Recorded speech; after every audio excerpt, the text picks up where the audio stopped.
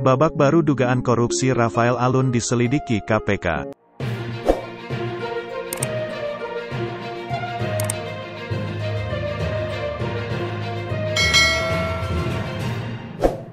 Komisi Pemberantas Korupsi, KPK, meningkatkan dugaan kasus korupsi Rafael Alun Trisambodo ke tahap penyelidikan. Hal ini menandakan babak baru kasus yang menyeret mantan pejabat Direktorat Jenderal, Ditjen, Pajak Kementerian Keuangan, Kemenkeu, itu buntut tak wajar laporan harta kekayaan penyelenggara negara, LHKPN. Pusat Pelaporan dan Analisis Transaksi Keuangan, PPATK, telah melakukan pemblokiran rekening milik konsultan pajak yang bekerja untuk Rafael Alun Trisambodo. Terbaru, Kepala PPATK Ivan Yustiavandana membenarkan lembaganya juga sudah memblokir rekening Rafael dan keluarganya. Baru kemarin sore diputuskan pimpinan ini masuk lidik penyelidikan. Udah nggak di pencegahan lagi, kata Deputi Pencegahan dan Monitoring KPK Pahala Nainggolan kepada wartawan, Selasa, tanggal 7 Maret. KPK kini tengah mencari bukti permulaan perihal dugaan korupsi yang dilakukan Rafael. Pahala menyebut ada temuan baru dari hasil penelusuran aset kekayaan Rafael yang selama ini dilakukan KPK. RAT ada pengembangannya. Salah satunya pemegang saham di perusahaannya itu sama dengan orang pajak yang lain, ujar Pahala. Pahala mengatakan dari penelusuran tim KPK, ada temuan keterlibatan rekan satu angkatan Rafael yang ikut terlibat dalam kasus tersebut. Pejabat pajaknya angkatan dia, Rafael Alun, juga sama. Itu geng tuh ada banget. Ini angkatan dia juga, iya pejabat juga, ujar Pahala. KPK memulai penyelidikan dugaan korupsi Rafael Alun Trisambodo setelah melakukan klarifikasi LHKPN 56 miliar rupiah yang dianggap tak sesuai dengan profil ASN.